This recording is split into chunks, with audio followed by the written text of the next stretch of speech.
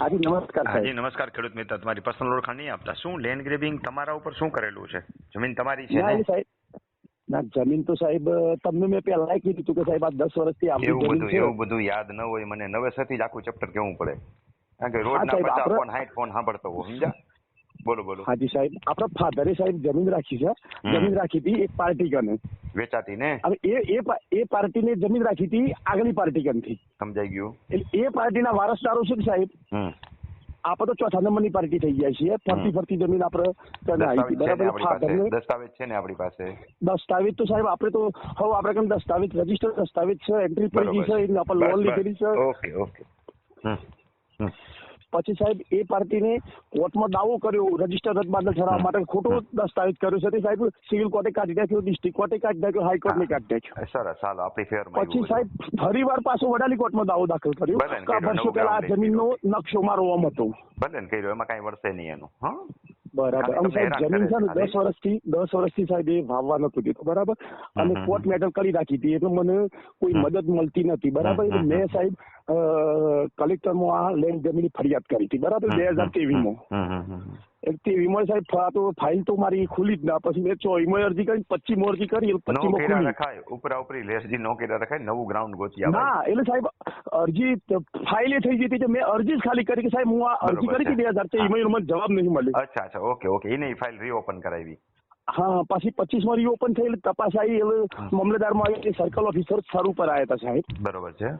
એટલે અમને બધું પંચનામું કર્યું, એ બબાલ કરી તે પાર્ટીને, અને પંચનામું પાછું નાયબ કલેક્ટરમાં જોયું. કલેક્ટરમાં હાલ તપાસ ચાલે છે, બરાબર. બરોબર છે. હા. એટલે કલેક્ટરમાં સાહેબ મને બોલાવ્યો તો, કાગળ લખીને એમને બોલાવ્યો તો. એટલે એમને કલેક્ટરે કીધું કે ભાઈ આ પાર્ટીને કેમ તું જમીન નહીં વાવવા દેતો? એટલે કે સાહેબ દસ્તાવેજ ખોટો છે, આમ તેમ. કલેક્ટરે સાહેબને એવું કીધું કે દસ્તાવેજ કદી ખોટો ના હોય. પછી તારી જમીન એમાં આવતી હોય ને એમની તમારામાં આવતી હોય તો બંને પાર્ટીઓના મને સાહેબ હુકમ કર્યો કે તમે તમારી જમીનમાં પાઈ લો, અને મને કીધું મારી જમીનમાં પાઈ લો સાહેબ. બરોબર છે. એટલે મેં સાહેબ તાત્કાલિક સાહેબને કીધું, કલેક્ટર સાહેબને. એટલે મેં ઓનલાઈન અરજી કરી. એમ નો કરાય, ત્યાં તમે ભૂલ કરી. કલેક્ટર સાહેબને કહેવાય કોર્ટ કમિશન નિમણૂક કરીને માપવાવડાવો, એટલે દીકરો મારો ફરે નહીં. પછી માપવા ન દે, પાછો ફરીને ઉભો રહે. હા, એટલે એ જ થયું સાહેબ. પછી કલેક્ટર સાહેબને ગા છે ને, ગા દોવી હોય ને, ફરી નો ઉભી ધ્યાન રાખવું પડે આપણે, ખબર? નકર ગા ફરીને ઉભી દે, પાછી દોવા ન દે. આમાં આપણને તો સાહેબ ખબર નથી. એટલે કલેક્ટરે કીધું, મેં તો અરજી કરી દીધી, પૈસા ભરી દીધા. પણ હુકમ આપણે એને એ જ કહેવાય, તમે સાહેબ કોર્ટ કમિશનર નિમણૂક કરવાનો હુકમ કરી નાખો કઈ, એટલે પૈસા ભરી દઈએ કઈ. સમજાણું? એ વાત સાચી છે. ગધડીનો.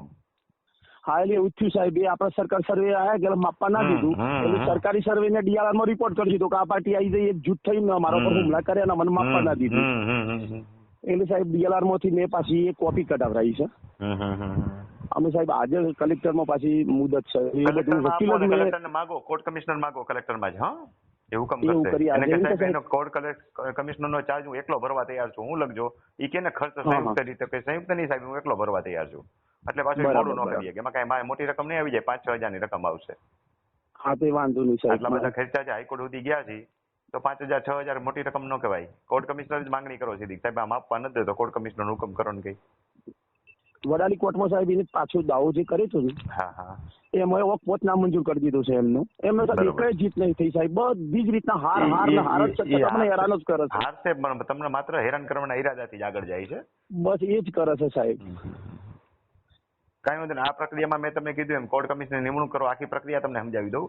કોર્ટ કમિશનર માંગશો એટલે તમને લેટર આપશે. લેટર આપે એટલે તરત ચાર્જ ભરી અને એની 3 નકલ આવે. એક નકલ ડીએલઆર માં દઈ આવજો, એક કોર્ટ કમિશનરના હુકમની નકલ કલેક્ટરને આપી દેજો.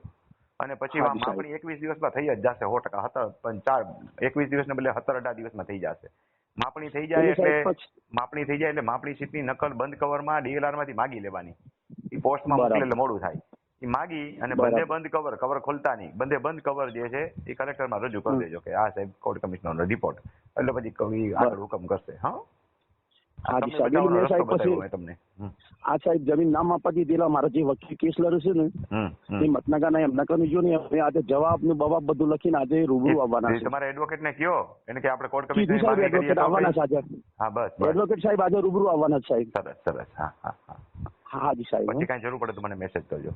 હાજી સાહેબ હાજી. તાલીમ કેમ્પમાં શું તકલીફ પડી, કેમ નથી આવવાના? સાહેબ તાલીમ કેમ્પમાં તો મારા પેલા તાલીમ કેમ્પમાં તો સાહેબ મરણ થયું એટલે ના આવી શક્યો ને. આ તો સાહેબ પહેલાથી તારીખ 10-11 મારું લઈને જવાનું હતું કે ફિક્સ તારીખ અગાઉથી હતી એટલે હું આમાં નહીં આવી.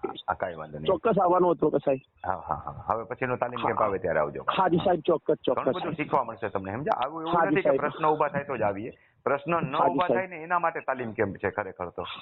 હાજી સાહેબ. ભલે ઓકે, આવજો. ઘણું દૂર છે તમારું એમ તો અહીંથી કેટલા 400 કિલોમીટર થાય, 500 થાય, કેટલું થાય તમારું રાજકોટ? ના 600-700 થાય સાહેબ. 700 કિલોમીટર થાય, બરોબર છે. સાહેબ ભલે આવજો. હાજી સાહેબ. Thank you.